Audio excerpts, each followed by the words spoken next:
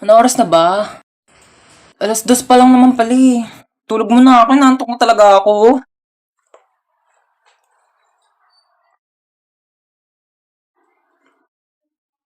6 o'clock na? Oh my gosh! 6 o'clock yung pasok ko. Late na naman ako.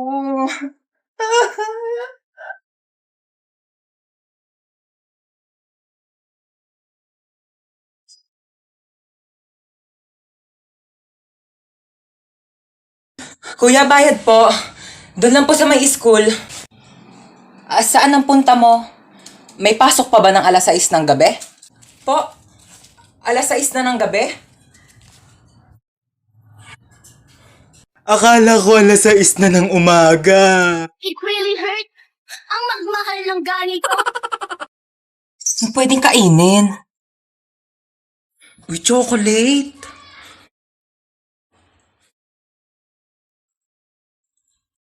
Ginagawa mo dyan?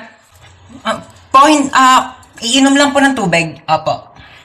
Umanda ka sa akin chocolate ka, kakainin na kita bago ka pakainin ng mga kapatid ko. Dito ka muna, ha? Mamamalengke muna ako sa labas. Ulam natin mamaya, ha? Sige po, ma. Kala nyo, ha? Akin na to ngayon. Yes, chocolate. Kala nyo. Saan may batang yun? Luto ko ng gulay. Yan. Tabang, lagyan ko ng Nor Cubes. Asan yung Nor Cubes? Naglagay ako dito kanina. Nakita mo ba yung Nor Cubes? Kailangan mo pa ba ng tulong? Ha? Hindi na. Masigurado kang hindi mo na kailangan ng tulong. Aalis ako mamaya, pupunta ako sa party. Kaya ko na to. Tawagin mo na lang ako pag magpapatulong ka, ha? Alis na ako, ma. Saan ka na naman pupunta? Ma, nagpaalam ako sa'yo kanina, di ba? Dahil to PN, ang daming gawaing bahay. Mag-isa na lang ako kumikilos. Tinatanong kita kanina kung kailangan mo ng tulong, sabi mo hindi. Sino kasama mo? Si Jacob, yung anak ng kapitbahay natin, single dad. Ibigay mo sa akin yung number ng papa niya. Bakit number ng papa niya? Hindi naman siya yung kasama ko. Paraan na. Yan ba yan? Umuwi ka ng 8 p.m. ha? 8 p.m. pa ang start ng party. Wala akong pake, basta makauwi ka ng 8 p.m. Anong tingin mo sa akin, nagtatain ng pera? Depende, kung kumain ka ng pera, tatai ka ng pera, char. Di sayang naman kung pumunta ako ng 8 p.m. tapos aalis din ako ng 8 p.m. Di ba sayang sa pera yun? Di wag ka na umalis. Labhan mo to. Hindi ka pinanganak para maging lakwachera. Hindi naman ako pinanganak para maging labandera eh. Sige, Ma'am Shi, onting iri na lang. Lalabas na si baby. Ayan na, Ma'am Shi. Ayan na si baby mo, malapit na. Ayan na, ito na.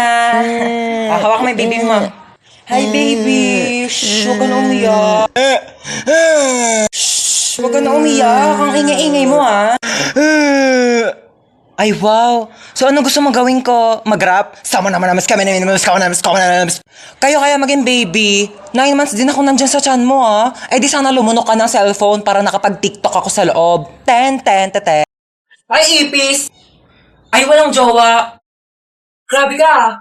Ikaw nga, kung makalipad ka, feeling mo butterfly ka, ipis ka lang naman. At least nakakalipad. Gusto mo dalhin pa kita sa ere kung saan ka iniwan ng ex mo eh. Ikaw nga, wala kang bahay eh. Sa Imburnal ka lang nakatira. Okay lang. At least maraming bahay. Gusto mo dyan na rin ako tumira sa bunganga mo. Total, amoy Imburnal din naman yan. Ikaw nga, lakas-lakas mo manghabol porket may pakpak ka. Kala mo naman, ang laki-laki mo. Okay, ako na malakas manghabol. Ikaw, ang lakas ng putok mo. Ano ka, shotgun? Bang, bang, bang! Ikaw nga, hindi ka naliligo eh kasi takot ka sa tubig. Oo, hindi ako naliligo kasi takot ako sa tubig. Takot ako sa'yo kasi tubig ka, wala kang lasa, kaya hindi ka crush ng crush mo. Grabe ka na! Kala mo Akala mo din.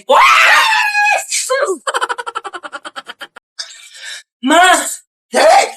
Ang bata ka, takinak sa'yo eh. Ano na naman ba yun? Meron ako nakita. Tignan mo, 2:00 na ng madaling araw. Bakit gising ka pa? Meron doon Sinasabi ko sa'yo, bata ka ha, puyat ka ng puyat. Bala ka nga. Sarado mo yung pinto. Asan yung anak ko? Wala na, nakalis na siya. Sinabihan ka niya kanina pero di ka nakikinig. Ano nang gagawin mo ngayon? Alam mo na.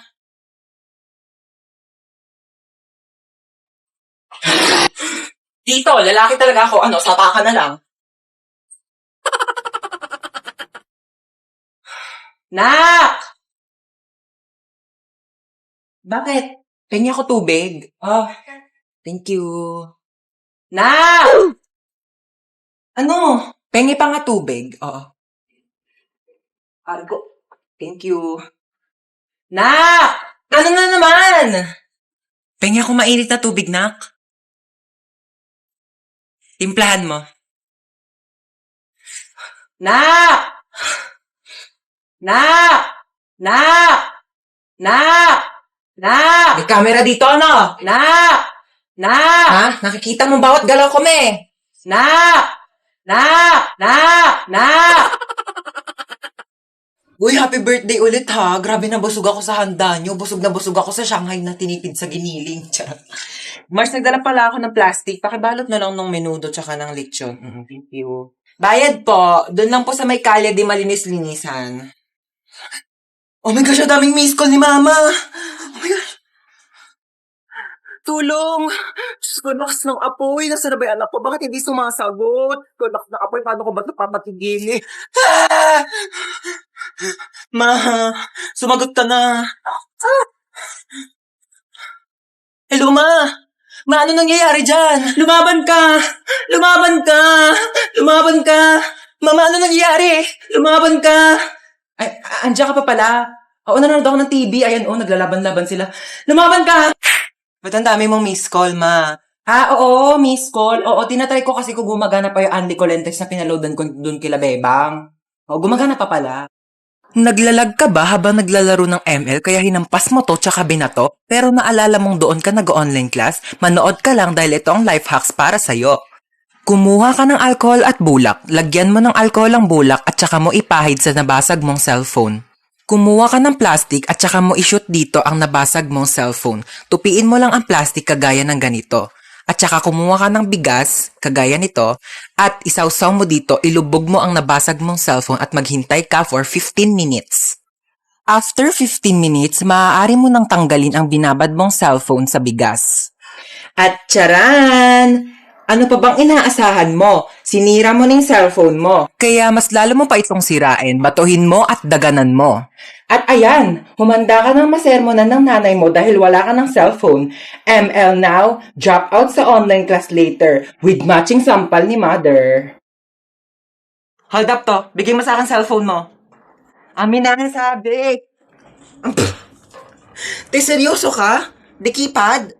Wala nang nagamit yan, te. 2020 na. Ano ba yan? Vivo Y11 touchscreen. Sa'yo na lang. iPhone 11 Pro Max, gusto mo?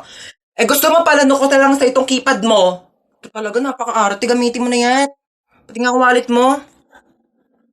Tignan. Binching ko, ano mabibili mo dito? Isang butil ng bigas? 1,000. Lagyan natin sa wallet mo. Para naman kapag may nang-hold up sa'yo, may mapakita ka namang pera. Pati nga bag mo. Tignan mo, walang laman. Buti na lang may laptop ako dito. Sa'yo na lang. Para naman may magamit ka pang online class. At saka, kita mo yung bahay na yon? At yung susi ng bahay nila, doon ka na tumira. Huwag ka magpasalamat sa akin, nakaw ko lang din lahat yan. Hi guys! So ayun, lalayas na po ako dito sa bahay namin. Nagka-problema po kasi kanina. Meron kasing spaghetti sa lamesa namin. Pinaiwan lang pala yun ng kapitbahay namin. Tapos, nung babalikan na nung may-ari, wala na doon yung spaghetti sa lamesa. Tapos ako yung sinisisi nila, kinain ko daw yung spaghetti. Sabi ko, bakit ko kakainin yung spaghetti na yun? Hindi naman ako mahilig doon. Ma'am, pinapatawag po kayo sa guidance. Tatanggalan na daw po kayo ng trabaho. Nag-aaway-aaway na po kasi mga grade 1 doon. Nagsasaksakan ng lapis. Wala daw po kasi nagbabantay na teacher. Bilisan niyo, wala ng ulo yung isa. Aray! Ba't naman nananakit? Oo, alam kong kidnap to. Kaya nga sumama ako kasi ayoko na sa bahay. Ay! Oh my gosh, bestie, na-kidnap ka din? Oh my God! Lo, bakit nandito ka? Kinidnap niyo rin to?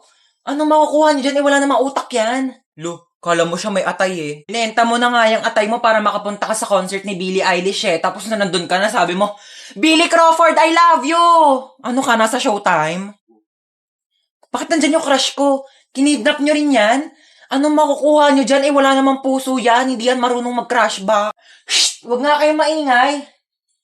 Ala, hindi ko pala nadala yung two-piece ko. Baka magpa-pool party. Lo, Di ka kasama, mangingitim yung tubig sa dami ng libag mo. Mag-business na lang tayo doon, magbenta tayo ng liver aid para healthy yung mga atay bago ibenta ng mga sindikato. Manahimik na kayo kung gusto niyo pang mabuhay. Naku kuya, mamamatay na rin ako sa lakas ng putok ng katabi ko. Magpabango ka nga. Ano nangyari dyan sa pasyente? Naputulan ng paa? O sige, ipasok niyo na agad sa emergency room. Operahan na natin yan agad, ha? Oo, ano nangyari sa'yo? Naputulan ka ng paa? Diyos ko! Ipahid mo tong mga to. Inumin mo tong pinakulong oregano. Inumin mo tong efficacent oil. Ay, ipahid mo lang pala yan. Dahon. Eto sukli mo, be. Thank you po. Hala, sobra ng piso yung sukli. Ibalik mo na yung sobrang piso sa tindera.